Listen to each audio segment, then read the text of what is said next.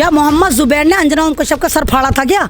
ये तो ऊल जलूल बकवास करती है, दो कौड़े की पत्रकार है, इनको कुछ नहीं पता कहाँ पर क्या बोलना, स्क्रिप्टेड लिखती है। अंजना ओम कश्यप उसको जुबैर को जानती भी नहीं होगी, लेकिन भाई बकवास करना, क्योंकि मियाँ साहब हैं, मियाँ साहब के बारे में अनाप शनाप बोलना है और इनको फिर पैसे बढ़ाने हैं अपने, फिर मोदी जी के साथ नाश्ता करना है। ऐसे कहूँगी कि आओ आओ प्यारे भक्तों, आओ इस चैनल पर आओ और देखो कि मैं तुम्हें एक ऐसी हकीकत बताने जा रही हूँ जैसे तुम्हें नहीं पता हो।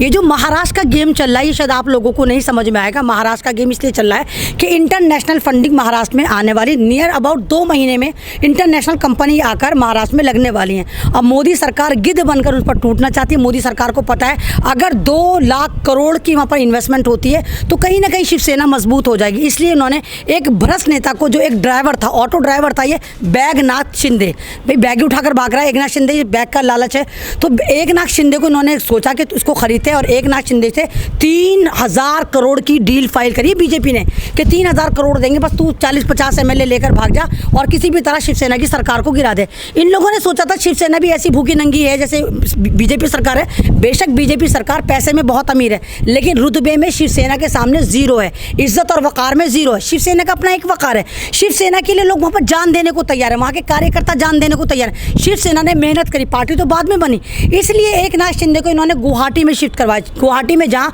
लोग भूख से, प्यास से, बाढ़ से मर रहे हैं, लेकिन वहाँ पर ये अपने ज़िंदगी के बार बार वाले हनीमून बना रहे। पूरा होटल बुक कर दिया भाई, पूरा होटल के 200 कमरे यानी 196 जो कमरे हैं वो बुक हुए हैं, रोज़ाना लाखों का बिल बनना है। कौन इसके पीछे?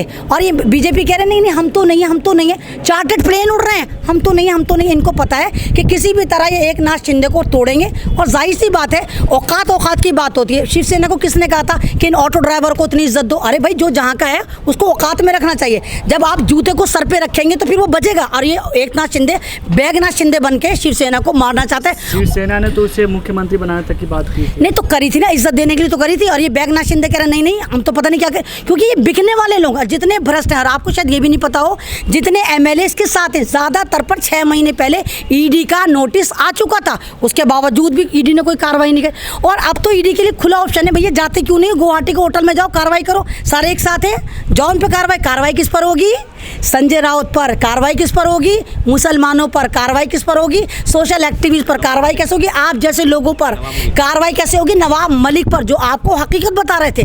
तो ये तो बात पूरी दुनिया को पता चल गया, बीजेपी बेनकाब नंगी हो गई है। ऑपरेशन लोटस के नाम से जो ड्रामा कर रहे थे और कहते हैं चाणक्य हैं, पहली बार सुना है जो गद्दार उसको चाणक्य कह रहे हैं। यानी आप किसी का घर बर्बाद करके चाणक्य कहला रहे हैं, आप किसी की सरकार गिरा के चाणक्य कहला रहे हैं। तो ये तो अपने लिए खुद ही ठग लेते हैं, अपने लिए खुद ही गढ़ लेते हैं टैग। तो लेकिन महाराष्ट्र की सरकार गिराना मुमकिन ही नहीं, नामुमकिन है। वहाँ पर उद्धव ठाकरे ऐसे होने ही नहीं देंगे, वहाँ की जनता ऐसे होने ही नहीं देगी। और जिस तरह अगर ये चाह रहे हैं कि हम पूरी शिवसेना पर होल्ड कर लें, अगर आपको पता हो महाराष्ट्र, बॉम्बे जो है वो हिंदुस्तान की सबसे अमीर स्टेट है, जहाँ पर सबसे ज़्यादा फाइनेंस पाया जाता है। तो बीजेपी की वहाँ पर नज़र है। बीजेपी के पास खुद 35 लाख करोड़ है, लेकिन किसी ने पूछा, ईडी ने पूछा, सीडी ने पूछा, क्राइम ब्रांच ने पूछा, आप लोगों ने पूछा भाई तुम्हारे पास इतने पैसे कहाँ से आए, कहाँ डकैतियाँ डाली थी, कहाँ से आए?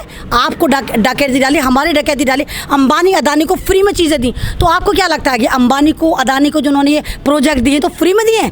बिल्कुल भी नहीं जनाब, डीलिंग करी। अगर 1 लाख करोड़ का अंबानी को या अदानी को कोई प्रोजेक्ट दिया जाता है, उसमें से 25-30 करोड़ बीजेपी के खाते में जाता है। तो ये दलाली पे चला है सब कुछ। तो लेकिन महाराष्ट्र की सरकार से इनका पंगा भारी पड़ गया।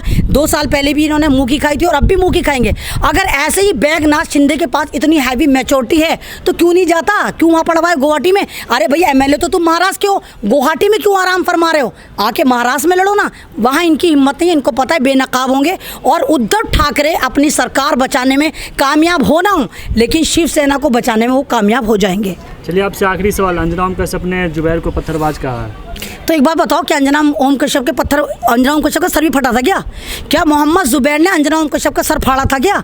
ये तो ऊल जलूल बकवास करती है, दो कौड़े की पत्रकार है, इनको कुछ नहीं पता कहाँ पर क्या बोलना, स्क्रिप्टेड लिखती हैं, स्क्रिप्टेड पढ़ती हैं। इनको तो सिर्फ सामने टेलीप्रॉम्प्टर पर पढ़ना होता है, इनको खुद नहीं पता क्या लिखा हुआ है, क्या बोलना है। हालांकि इस रियल लाइफ में अंजना ओम कश्यप उसको जुबैर को जानती भी नहीं होगी, लेकिन भाई बकवास करना, क्योंकि मियाँ साहब हैं, मियाँ साहब के बारे में अनाप शनाप बोलना है और इनको फिर पैसे बढ़ाने हैं अपने, फिर मोदी जी के साथ वास्ता करना है। तो अंजना ओम कश्यप ये दो कौड़ी की तमाम वो पत्रकार हुए जो जा जाकर शिवसेना की गोद में बैठ गई हैं, जो जा जाकर बीजेपी की गोद में बैठ गई और गुवाहाटी से उल्टी सीधी रिपोर्टिंग कर रही हैं।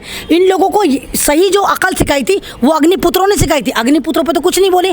जिस तरह अग्निवीरों ने अग्निवीर बनने से पहले अग्निपुत्र बन के भारत को जगाया था, तब तो इन्होंने कुछ नहीं बोला था कि ये लड़के, ये नौजवान, ये 16-16 साल के लौंडे किस तरह भारत को जला रहे हैं। वहाँ तो कुछ नहीं बोला था। हाँ, डिजिटल पे लौंडे दिखा रहे थे जो बता रहे थे कि क्या अग्निपथ के क्या फ़ायदे हैं, अग्निवीर के क्या फ़ायदे हैं। तो ये तमाम के तमाम भारत को बर्बाद करने में इसी स्ट्रीम चैनल का हाथ है। और मैं लगातार कह रही हूँ, 1 महीने के लिए खुदा की कसम इस चैनल को बंद कर दो, स्ट्रीम चैनल का बाइकआउट कर दो, टीवी को तोड़ तोड़ कर फेंक दो। आप सोशल मीडिया पर आओ, पूरे भारत में अमन व अमान कायम हो जाएगा।